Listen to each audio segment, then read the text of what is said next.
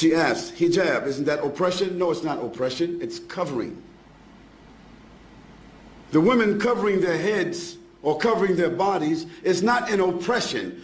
Their husband didn't tell them to do that. Their fathers didn't tell them to do that. Their sons didn't tell them to do that. The imam didn't say to do that. God said, for the Muslim ladies,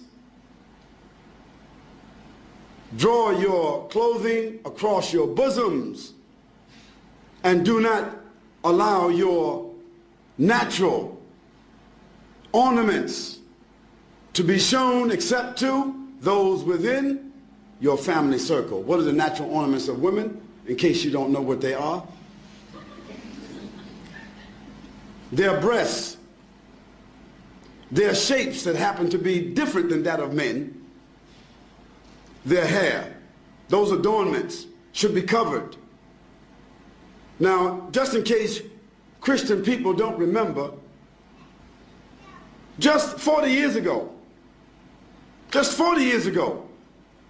Christian women never went to church without covering their heads. It wasn't it. Isn't that true?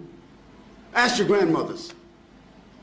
And just 50 or 60 years ago, 20 years before that, a Christian woman would never come outside with a short skirt, even. Even the nuns themselves today have succumbed to modernity.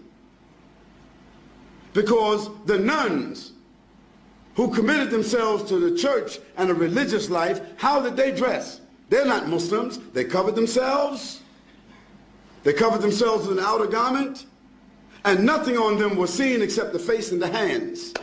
So if that was accepted by Christianity, it was accepted by religion. That wasn't something just that Muslim women were told, but Jewish women, Christian women, and Muslim women were ordered to do that in their scriptures. Now the fact that the modern civilizations chose to tell women they don't have to wear that and they can wear bikinis doesn't mean that God is wrong and they are right. Now for the Muslim lady, the wearing of the hijab is a protection for her. It's a distinction for her. Yes, it is a uniform so that she will be known to be a Muslim. She would not be molested. She would not be insulted.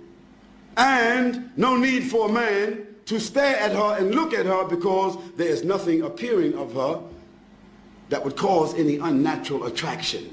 Therefore, it is more than likely she can come and go with decency and dignity, and that her natural ornaments will not create an inordinate liability for her, like so happens when you see women wearing jeans and clothing that seem as if they painted it on themselves.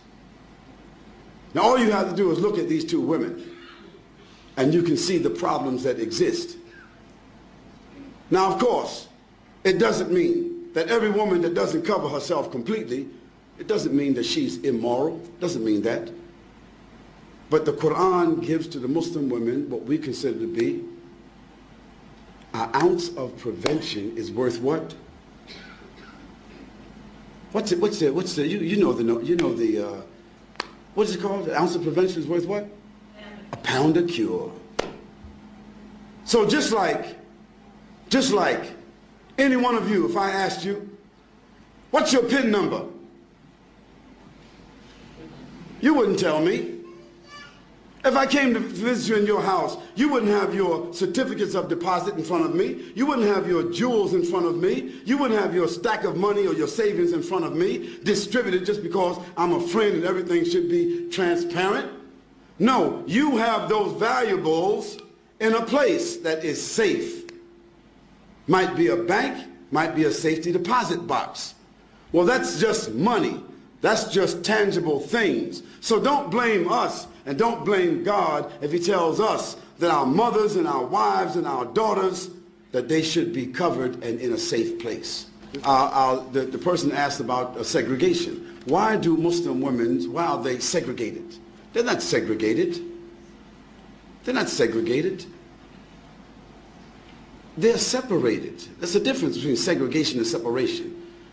For instance, outside here, you have toilets that say male, female, don't you?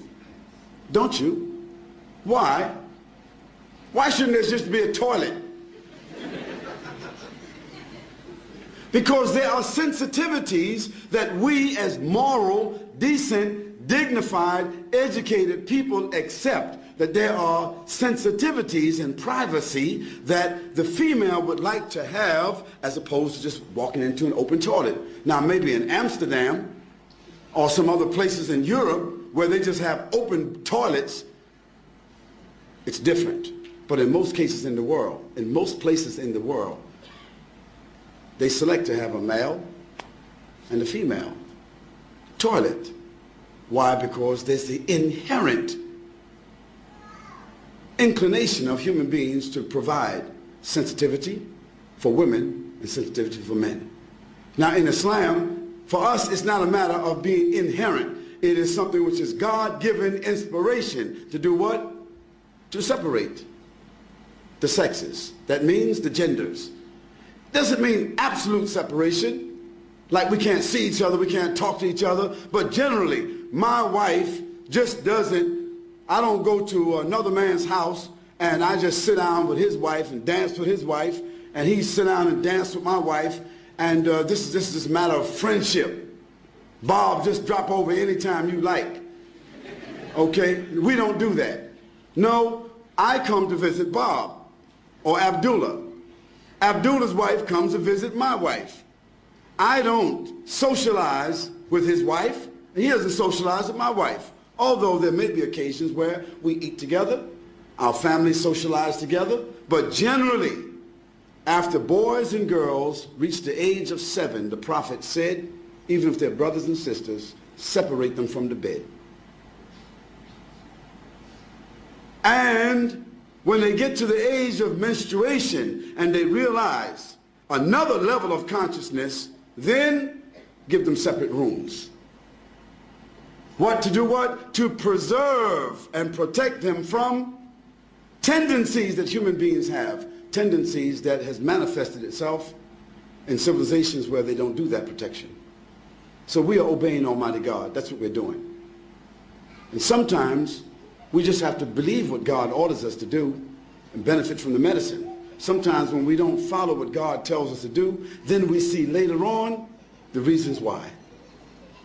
So we don't apologize for that. We say that it brings us dignity, it brings us distinction. Whether it be the hijab of the women or the separation of the men and the women, it brings us distinction, it brings us dignity and protection and morality, additional morality. That's why we do it.